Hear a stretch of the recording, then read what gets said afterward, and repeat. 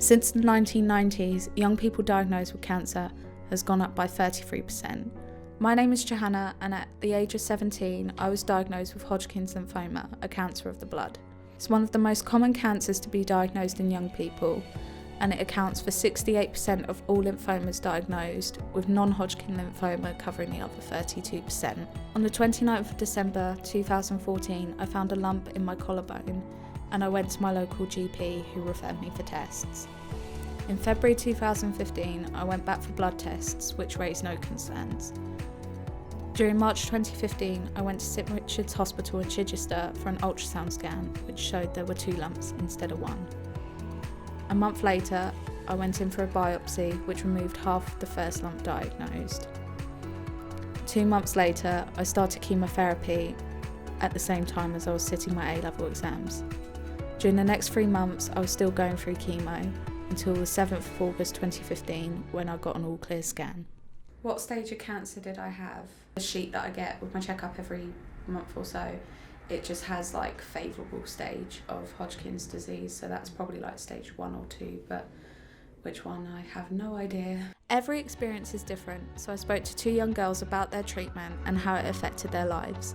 Their names are Chloe and Jen, and both of them were diagnosed with osteosarcoma, which is cancer of the bone. I had no symptoms at all of any other, feeling tired or things that you hear about. I just got a lump, which was right here, above my teeth, and I went to the dentist and was like, "Hey, I've got a lump." They're like, "Oh, yeah, it's an abscess. Your tooth is dead. You've killed your tooth. We'll just..." And they pushed me down the chair. They didn't give me a chance to say, "Hang on, wait, what?" And killed my tooth on the spot, took the root out of it, and then tried to cut into the abscess, which nothing happened. And that led to 2 months of them bringing me back in, trying to cut into the abscess to try and drain it. It was clearly not an abscess, it was bone cancer. It was a hard lump. Eventually, because it wasn't going away, they were like, "Oh, we'll refer you to a clinic just to check it out." And the dental specialist took one look at it and was like, "That's not an abscess." I was 17. I was in my A-level drama class, and in our final piece we were doing this really elaborate fight scene, and in the fight scene I had to fall, but we'd been taught how to fall and everything, so it was all totally fine. It came to the exam day and we were all super hyped about it because it had gone so well, but I remember falling and going, "Ow, my knee." So I'd obviously not done, I was like, "Oh damn it, what have I done wrong? How could I not have done that right after so many practices and so many rehearsals?" And the pain just kind of got worse, without getting better at all. No painkillers helped. I went to 3 different GPs. I went to A&E, minor injuries, and they were all said stupid different things "Oh yeah, it's tendinitis. There's no swelling there," when there is clearly a massive amount of swelling there. And it just kind of got worse and worse and worse until the summer holidays. So that's when I went back to another GP who was like, "I'll be interested to see what this is," in a really doctory kind of way. And I was like, "Okay, this is great, fantastic." And then I saw this knee specialist guy, and he kind of was just like, "Oh yeah, it'll be nothing, you'll need keyhole surgery and then it'll be fine. But let's just do an MRI anyway, just to see." And then it was that typical walk into the doctor's office when you go in for your results, and he's sitting there with a nurse standing next to him going, "I'm really sorry, I've got some bad news." And it was literally an episode of EastEnders or something. And then I think I just passed out. I don't know, I just didn't really know how to take it. I was just I don't know how to deal with this, so I'm just going to collapse. No, I just put my head in between my knees and I think I stormed out. See, I was not upset or anything, I was just angry because the consultant, this is why he's a dickhead, he refused to say the word cancer to my face. And I hated it, and I'm like, "So it's cancer?" And he's like, "Oh, cancer's a very broad term, it's a very umbrella term." And I was like, "Go fuck yourself." But it is. What was chemotherapy like? Well, it's destroying every cell in your body, so I suppose if you want to say what it feels like, it's bulldozing down a house and you're the house, but it's very slow bulldozing. Okay. And so yeah, it's just destroying everything inside of you. So you just feel sick, you feel tired, you feel really rough. On the ward all the time because I was just so ill that they could not actually physically get enough anti-sickness drugs out of me. I was like, I need another one, give me more. Like, I was so sick. I had like every side effect. No, there was no hiding it. Yeah. I looked so ill, and obviously like my hair colour changed drastically. Well, yeah, I mean, we lost our hair as well. 80% of young people survive cancer for 5 or more years. So when you see that written, that's kind of hard to take, but it's not what it means. It depends on when it was found, where it was found, how the chemo worked, how they cut it out. But that's the bit that really freaked my friends out when we all read it together. They were like, so what's going to happen to you after, if you reach 5 years then? And I was like, I don't know, die? Yeah. What? It's alright, you guys got a little bit of time. Yeah. What charities did I use and how did they help me?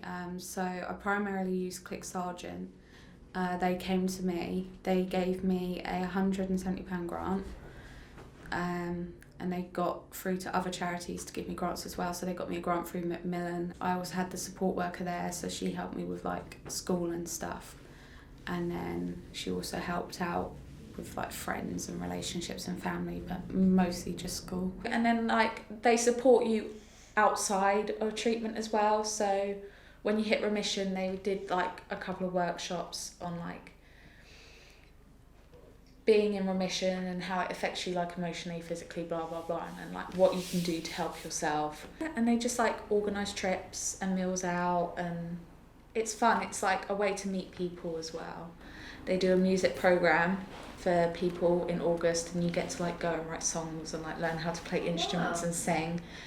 And they did a tour, I think they still do them, I'm not entirely sure, but they definitely did a tour Christmas 2016, and so they had a bunch of like musicians from the August before formed a band and they played to raise money, and I went on as a videographer, but also you're around people that you know get it. Yeah. I was more of a Teenage Cancer Trust TCT gal. They build units that are like teenage appropriate, I guess. So not just thinking about the fact that, okay, you need a bed and stuff. I have been to one and it is great.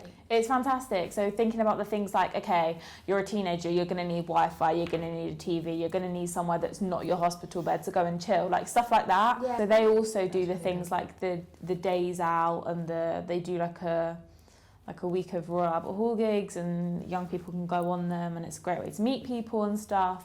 But they also have like the emotional support of like a lead nurse, and they basically aim to make your cancer treatment feel as little like cancer treatment as possible. So, I don't know, like going through treatment, I didn't have anything. Since then, I've been getting more involved with Trek Stock. They basically like arrange meetups and stuff. Yeah. And like they also have 20s and 30s, and they've also got like an exercise program. So they give you they're basically London based, but they give you like a rehab exercise program. So you get 12 weeks, and you get 4 sessions with a personal trainer, and free membership for like 3 months to the Central YMCA gym. And they have these like organised meetups where you go and do a thing, as opposed to like, let's all just get in the room and talk about cancer, which I think they do some sort of just hang out meetups. The other one that I'm getting into is Shine, and I think that's for sort of like 20s, 30s, 40s as well. And they run, they do a few sort of meetup things, but they also run like a Great Escape weekend, 4 days. But I do like this idea of like just getting us all together for an event, like you guys were saying with the like Albert Hall thing and the like. So you get to do things as well, so it's not just purely about the cancer. Together like you're and doing talk. something as well. Yeah, kind of doing it that's good. Together. What advice would I give to someone going through cancer? So just do whatever you need to do to get through it. So whether that's eating McDonald's every day, eating pizza every day, eating broccoli every day. Yeah, just do it. I know people that brought friends in to play card games. Other people would rather do it on their own and watch telly. I did a bit of both if I could. Take doctor's advice to an extent, but as soon as people start throwing like, oh, here, have loads of superfoods and eat kale and all that rubbish, like, it's like, eat what you want because you need to eat. Don't Google. Yeah, don't Google. Do not Google. Get a pick line. Yeah, Especially. just get a pick line. A lot of people are really scared of pick lines, and you are. Sort of know your limits on what you can do. Don't think you have to always be normal. Do you guys worry about relapsing? No. Do you not? You don't worry about it because you don't think it's going to happen, or you don't worry about it because you're not bothered? No point. Because I was told by my consultants that there's a very low chance that my lymphoma is going to come back. I've got a higher chance of developing leukemia as a secondary cancer. So we've got a higher chance of getting lung cancer. I've got that as well. And breast cancer. So basically, like, I'm fucked. Warning, I'm about to be really cringy and cliched. Cancer has changed me as a person. You can vomit. It has. I've changed myself because of I haven't changed myself. No, it has changed me. No, cancer's changed I like me. that wording because it means the same thing. I have changed myself because of my situation. Yeah, exactly. Hey, you two positive pollies can fuck off somewhere else then. But I didn't choose to be on antidepressants. Another thing we need to talk about as well. Like, yeah, I've been super depressed over the last, and my anxiety levels have gone up. Oh my god, everything's scary. I go through like phases where but for a while there I was like very depressed. And I've made some really, really close friendships, with this kind of cancer thing. Like, no offence, if I had a choice, like, I wouldn't want to know you two because it means I don't have to have cancer. Yeah, exactly. But like, I don't know, I wouldn't give up the people I've met or the things I've been through or the things that have come out of it. Definitely opportunities will come out of it and opportunities to help other people. Yeah. It is the coolest club that you never want to be a part of though. Like, no offence. That's the tagline. Yeah. Oh, hang on, that's a really good tagline.